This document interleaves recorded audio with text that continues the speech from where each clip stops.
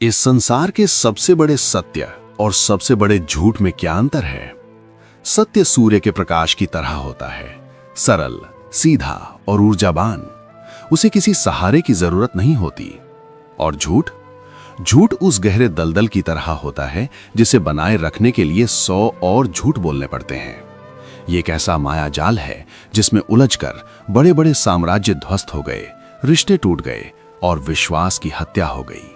आज हम उस दौर में जी रहे हैं जहां हर चेहरे पर एक नकाब है, जहां शब्दों का बाजार लगा है और सच झूठ की पहचान करना लगभग असंभव हो चुका है। पर क्या हो अगर मैं आपसे कहूं कि आज से हजारों साल पहले एक व्यक्ति ने झूठ को पहचानने की कला को सूत्रों में पिरो दिया था?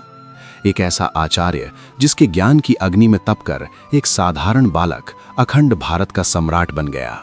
जी हां, हम बात कर रहे हैं आचार्य चाणक्य की। आज हम इतिहास के उन पन्नों को पलटेंगे और उस गुप्त संवाद को सुनेंगे जहां आचार्य चाणक्य ने अपने प्रिय शिष्य चंद्रगुप्त को मनुष्य के स्वभाव की 3 ऐसी गहराइयां बताईं जिन्हें जानकर आप किसी भी झूठे व्यक्ति का नकाब एक पल में उतार सकते हैं। ये कोई साधारण ज्ञान नहीं, ये मनोविज्ञान का वो शिखर है जहां पहुंचकर आपको शब्द नहीं बल्कि इंसान दिखाई देने लगते हैं। तो दर्शकों, अब हम चलते हैं मगध के भव्य किंतु शांत कक्ष में।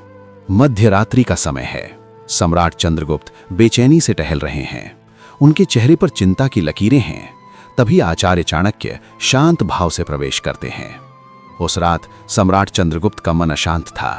एक पड़ोसी राज्य से मित्रता का प्रस्ताव आया था, पर गुप्तचरों की सूचना कुछ और ही इशारा कर रही थी। दरबार में बैठे मंत्री उस राजा के गुणगान कर रहे थे जिसकी आंखों में चंद्रगुप्त को छल दिखाई देता था। अपनी इसी दुविधा को लेकर वो अपने गुरु, अपने मार्गदर्शक के पास पहुंचे। चंद्रगुप्त ने आचार्य को प्रणाम करते हुए कहा, गुरुदेव, मुझे मार्ग दिखाएं। मैं सत्य और असत्य के इस चक्रव्यूह में फंस गया हूं। कोई व्यक्ति जब बात करता है तो उसके शब्दों पर कैसे विश्वास करूं? कैसे जानूं कि उसके मन में वही है जो उसकी जुबान पर है? झूठ को पहचानने का अचूक मार्ग क्या है? आचार्य चाणक्य के चेहरे पर एक शांत मुस्कान उभरी। उन्होंने कहा, चंद्र, एक सम्राट के लिए यह प्रश्न पूछना उसके विवेक का जागृत होने का प्रमाण है।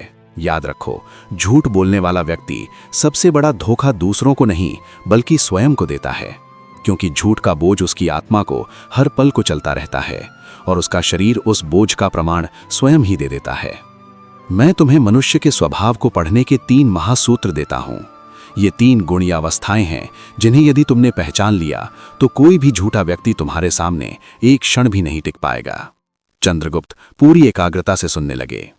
पहला महासूत्र, देह की गवाही, शरीर का सत्य। आचार्य ने कहा, चंद्र, मनुष्य अपने जुबान को प्रशिक्षित कर सकता है पर अपने शरीर को नहीं। शरीर आत्मा का वस्त्र है और यह हमेशा सच बोलता है। जब कोई व्यक्ति झूठ बोलता है तो उसका शरीर विद्रोह करता है। तुम्हें बस उस विद्रोह को देखना है। इसके 3 मुख्य प्रमाण हैं। पहला प्रमाण, दृष्टि का धोखा। जो सत्य बोलता है उसकी आंखों में आत्मविश्वास की चमक होती है। वो तुमसे नजरें मिलाकर बात करेगा, लेकिन झूठे व्यक्ति की नजरें हमेशा चोर की तरह व्यवहार करेंगी। वो या तो तुमसे नजरें चुराएगा, जमीन की ओर देखेगा या कमरे में इधर उधर भटकेगा, मानो अपने झूठ के लिए दीवारों से सहारा ढूंढ रहा हो। उसकी पलकें या तो सामान्य से बहुत तेज झपकेंगी, जो उसके मस्तिष्क पर पड़ रहे दबाव का संकेत है, या फिर वो उन्हें असामान्य रूप से देर तक खुली रखेगा, जो ये दिखाने का प्रयास है कि वो कितना आत्मविश्वासी है। दोनों ही अवस्थाएं अस्वाभाविक हैं। दूसरा प्रमाण, अंगों की असहजता।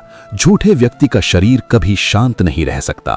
वो बेचैनी में अपने हाथों से अपने ही वस्त्रों को सहलाएगा, अपने बालों में हाथ फेरेगा या बार बार अपनी नाक, गर्दन या होठों को छुएगा। ये उसके शरीर की अनैच्छिक क्रियाएं हैं जो झूठ बोलने से उत्पन्न हुए तनाव को कम करने का प्रयास करती हैं। वो तुम्हारे और अपने बीच एक बाधा खड़ी करने की कोशिश करेगा, जैसे अपने सीने पर हाथ बांध लेना या अपने सामने कोई वस्तु रख लेना। ये उसकी आत्मरक्षा की मुद्रा है। और तीसरा प्रमाण, पैरों का सत्य। ये एक अत्यंत सूक्ष्म लेकिन अचूक संकेत है चंद्र। किसी व्यक्ति का शरीर और चेहरा तुम्हारी ओर हो सकता है, लेकिन यदि उसके पैर दरवाजे या बाहर निकलने की दिशा में हैं, तो समझ लेना कि उसका अवचेतन मन उस बातचीत से भागना चाहता है। वो उस स्थिति में फंसा हुआ महसूस कर रहा है और जल्द से जल्द वहां से निकलना चाहता है। पैर कभी झूठ नहीं बोलते, वे हमेशा उस दिशा में इशारा करते हैं जहां व्यक्ति वास्तव में जाना चाहता है।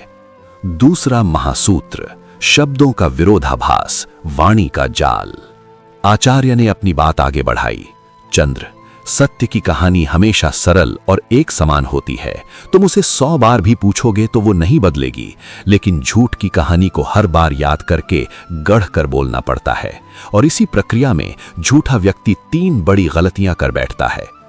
पहली गलती, कहानी में बदलाव। यदि तुम्हें किसी की बात पर संदेह हो तो उसी घटना के बारे में उससे कुछ समय बाद या अलग तरीके से दोबारा पूछो।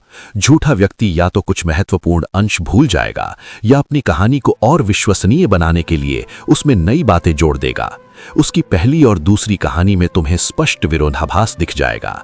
सत्य पत्थर की तरह ठोस होता है, जबकि झूठ रेत की तरह जो हर बार बिखर जाता है।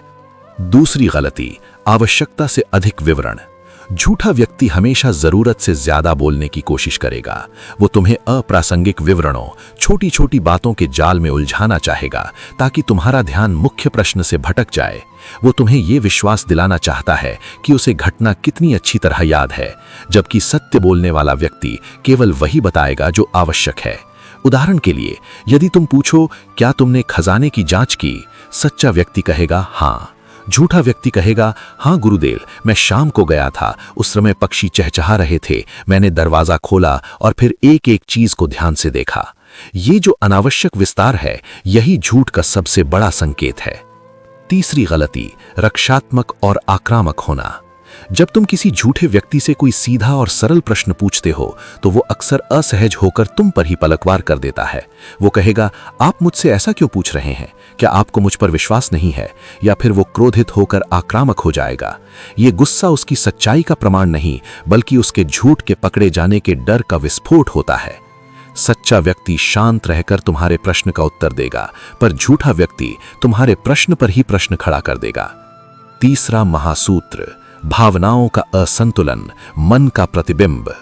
आचार्य ने अंत में कहा, चंद्र, यह सबसे गहरा और अंतिम सूत्र है। हर शब्द के पीछे एक भाव होता है। शरीर और शब्द तो फिर भी कोई साध सकता है, पर सही समय पर सही भाव उत्पन्न करना लगभग असंभव है। झूठे व्यक्ति की भावनाएं हमेशा या तो देर से आती हैं या गलत होती हैं। पहला संकेत, भाव और शब्दों में तालमेल की कमी। वो जुबान से दुख की बात कहेगा, पर उसके चेहरे पर दुख का भाव या तो आएगा ही नहीं या बहुत देर से आएगा। वो किसी की मृत्यु की सूचना देते हुए भी शायद एक क्षण के लिए मुस्कुरा दे, जिसे माइक्रो एक्सप्रेशन कहते हैं। ये क्षणिक भाव उसके मन के असली सच को उजागर कर देता है। दूसरा संकेत, बनावटी भावनाएं। उसकी भावनाएं हमेशा अति में होंगी।